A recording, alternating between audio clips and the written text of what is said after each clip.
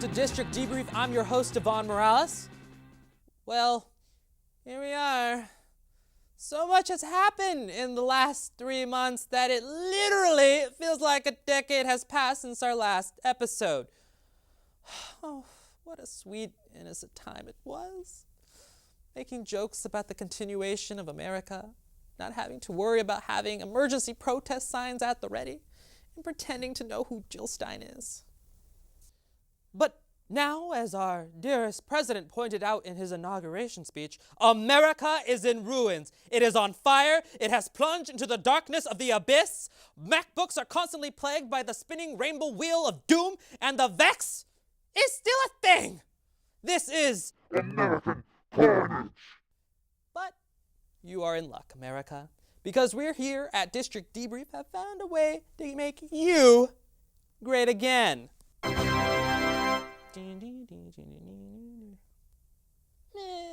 But please wait 3 to 6 years to receive a response. But now it's time for some hard-hitting news. The most woke circuit court in America, the Ninth Circuit, ruled against reinstating President Trump's travel ban. That's not a ban, Muslim ban, so-called extreme vetting, non-ban, ban, most definitely a ban. Trump responded on Twitter by saying, "See you in court. The security of our nation is at stake." Which makes a lot of sense because anyone can take a court to court. And then out of the woods, literally, Hillary Clinton subtweeted 3-0. That tea is hot. In other news, the National Zoo reported on February 1st that a bobcat named Ollie had escaped from her enclosure. Luckily, 2 days later, she was captured and returned safely. No word yet if they caught the loose orange ferret on the White House grounds. Now to sports. What? Who put that? You did, right? You put that there? Okay, I'll read the joke. The Falcons did not break the glass ceiling. They lost bigly to the Patriots in overtime at Super Bowl 51. It was the first time that a Super Bowl has taken in overtime, but it was not the first time millions of Americans experienced a panic attack simultaneously in recent months. And as the Patriots get recognized more and more, so is Frederick Douglass, at least according to President Donald J. Trump. Earlier this month, President Trump had a breakfast where he discussed the importance of celebrating Black History Month with notable African Americans like Omarosa and Ben Carson. Let's see how he did. Last month we celebrated the life of the Reverend Martin Luther King Jr., whose incredible example is unique in American history. You read all about Dr. Martin Luther King a week ago when somebody said I took the statue out of my office. And it turned out that that was fake news. The bust of Dr. Martin Luther King was taken out of the office, and it was never even touched. So I think it was a disgrace, but that's the way the press is. Very unfortunate. I am very proud now that we have a museum, the National Mall, where people can learn about Reverend King, so many other things. Frederick Douglass is an example of somebody who's done an amazing job and is being recognized more and more, I notice. Harriet Tubman, Rosa Parks, and millions more Black Americans who made America what it is today. Big impact. How? What? What is he for real?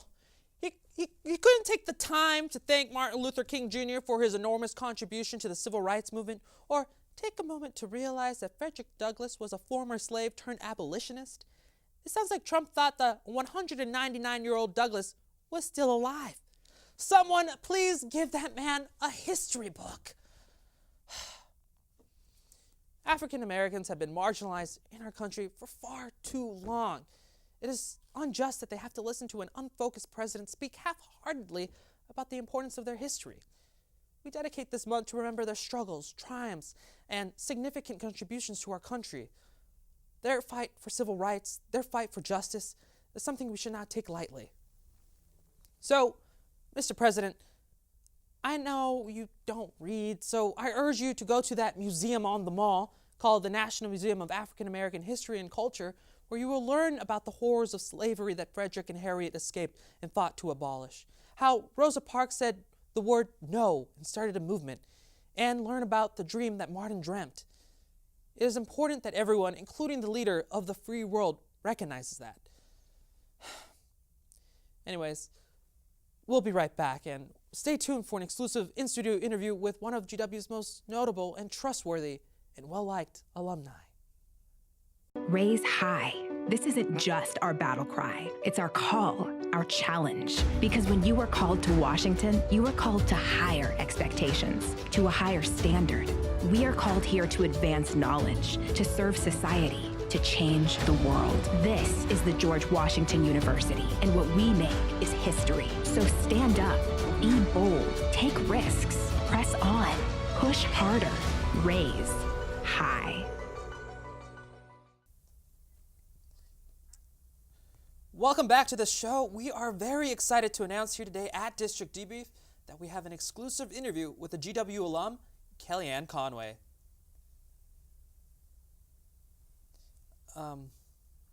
Well, Kellyanne, thank you so much for being with us today. Well, hello, Devon. Aren't you just the cutest little thing? It's so great to be back here at GW and anything for the youth.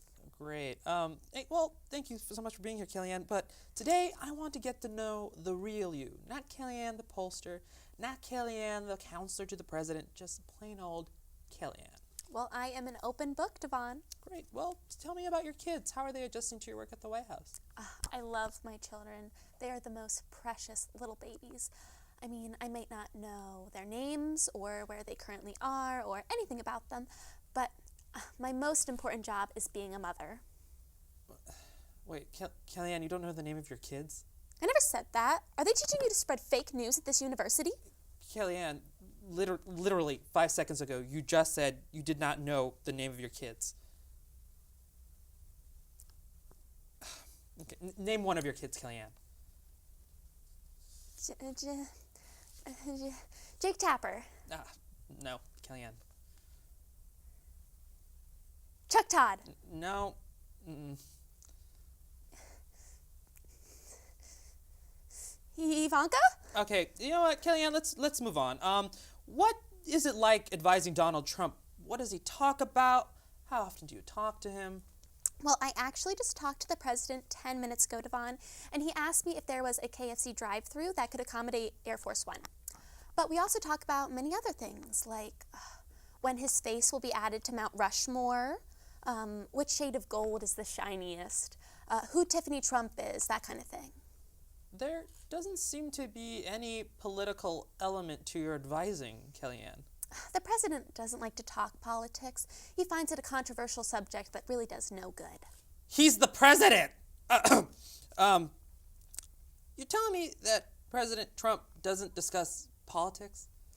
After all the craziness of the campaign, President Trump really just wants to help the country move on and, sit back and settle down. Hillary Clinton, on the other hand, just wants to let the country go into turmoil and let the terrorists win. How exactly has Hillary Clinton done that since President Trump has taken office? She had the audacity to show up to the inauguration, try to rip the Bible out of Melania's hands, and get inaugurated herself. That did not happen, Kellyanne. Yes, it did. No, it didn't. There's video evidence that that did not happen. You certainly have a future in journalism, Devon, because you are just as crooked as the real guys. All right. Fair enough. Let's talk about the Bowling Green massacre. No. Kellyanne. No. Kellyanne, did you claim that there was a terrorist attack in Bowling Green? You see, Devon, President Trump wants to make America great again, plain and simple. And you see, to some, it might be 2 men who were apprehended, but to me, it's a massacre, because I care, and President Trump cares, and the liberal media just wants to let the terrorists win. I can't even begin to tell you how wrong that was in so many ways. All right, Miss Conway, final question.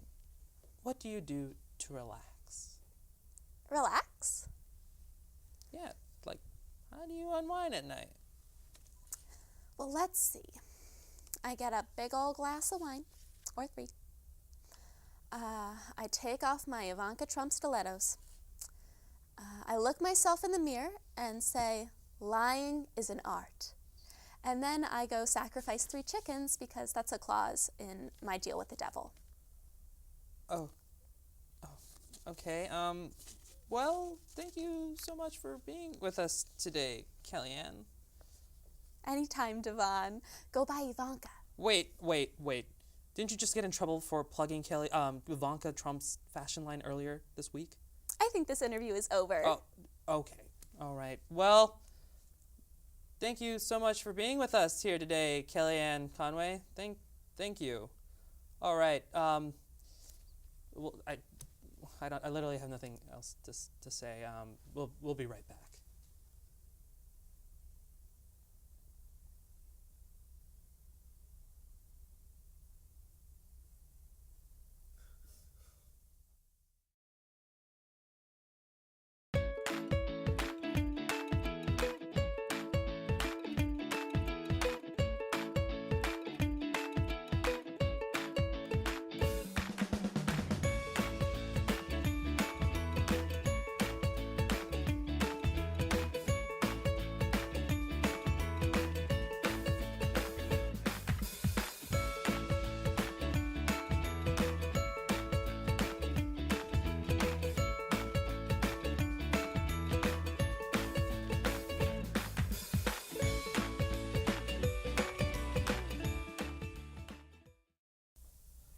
Welcome back to District Debrief. We are so grateful that Kellyanne took time out of her busy schedule to come by and talk to us. We learned so much from her time here. Most importantly, as an alumni from GW, Kellyanne informed us that she has her own brick in Kogan Plaza. So obviously we had to go find it. We sent field reporters Carmen Collins and Pooja Verma to go find it. Thanks, Devon. I'm Carmen Collins. And I'm Pooja Verma. And we're here today trying to find Kellyanne Conway's brick to prove that she went to GW. Trust me, it's been a hard time trying to find her brick. I don't even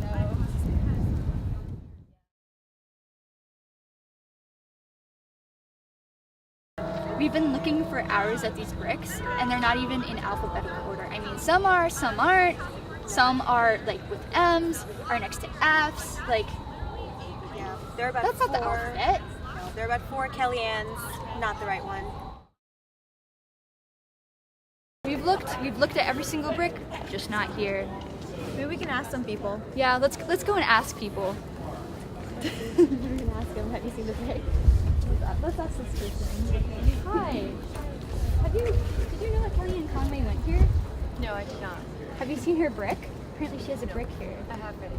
Well, if you see it, let us know. Okay, I'll do. Thank you. Okay, let's It's okay. let's go interrupt a tour group. Let's go.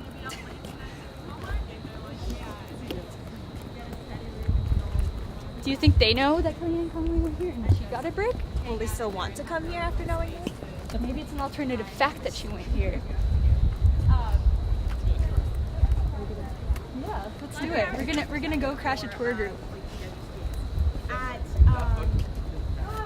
It's like, hi. So we were just wondering, did you guys know that Kellyanne Conway went here? Really? Yeah, she went here. Apparently she has a brick.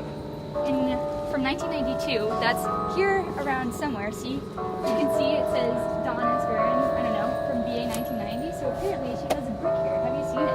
No. Are you sure? Yeah. You think it's an alternative fact? Maybe. Well, if you see it, let us know. Good luck, everyone. Bye. Man, we tried. We crashed a tour group.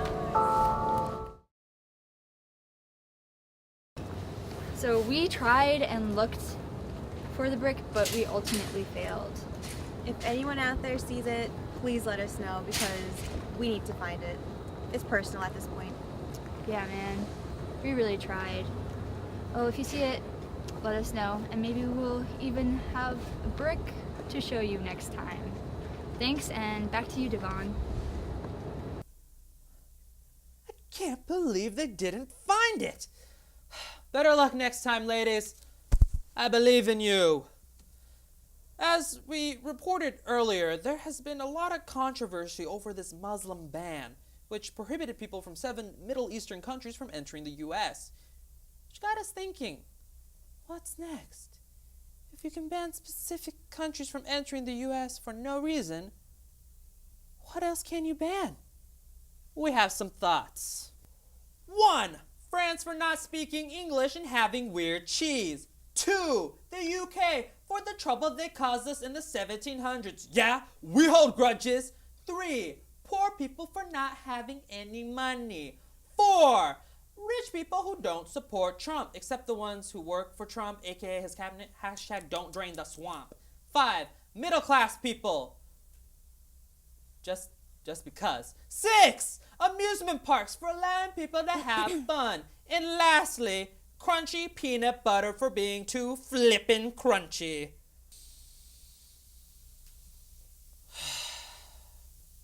But seriously, Trump has really been coming through on his campaign promises. It feels like he's going down a grocery list, but instead of going at a normal pace, he's at the store and he's got a crying baby on one side and a whining 4-year-old on the other, and he hasn't eaten in hours and he just wants to get out of there as soon as possible. But why?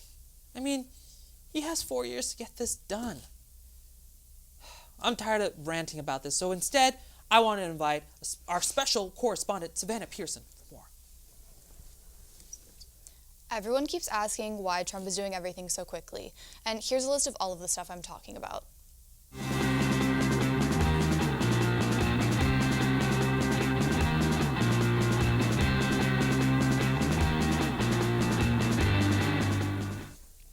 On a side note, I would just like to address all of the people who voted for Trump because he thought he wouldn't actually follow through with anything.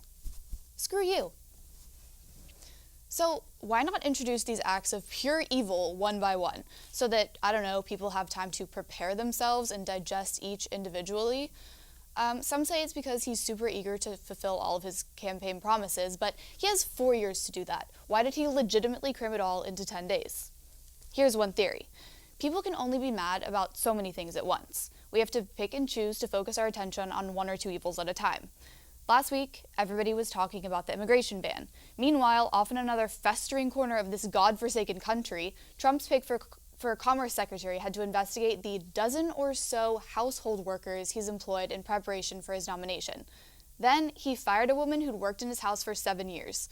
First of all, a dozen or so? That is too many.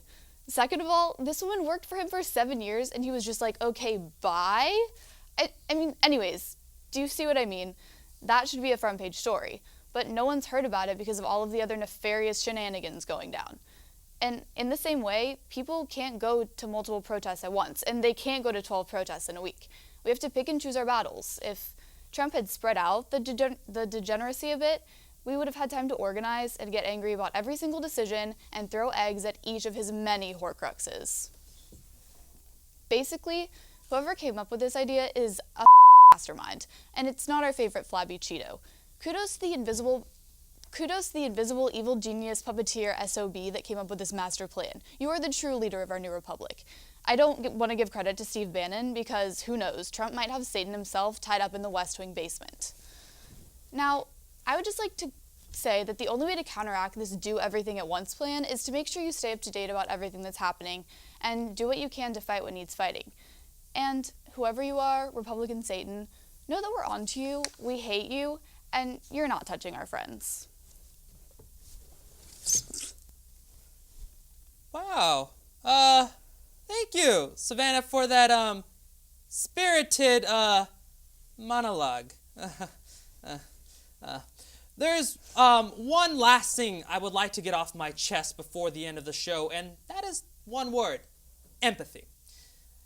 A noun with Greek origin that means the ability to understand and share the feelings of another. It is a deeper connection that goes beyond sympathy, which is just having pity for someone. You wholeheartedly understand the feelings of someone else because you have walked a mile in their stilettos. The aftermath of this election has caused many people to surround themselves with like-minded people, not willing to engage with people who voted for the other person. We instantly get hostile, repulsive. I mean, we do it all the time here, but It's a moment that we all need to come together just for a few seconds to understand one another. So, I urge you to take a moment to talk to that snowflake or that one guy with the MAGA hat to find common ground. A divided nation isn't going to help anybody or do any good. Make a friend. Save a life. It only takes one person to make a big difference. Right, Tommy Lahren? Well, that is it for us. Make sure you like us on Facebook, follow us on Instagram and Twitter, and visit our website for fake news and alternative facts. For all of us here at District Debrief, I'm your host, Devon Morales. Stay woke.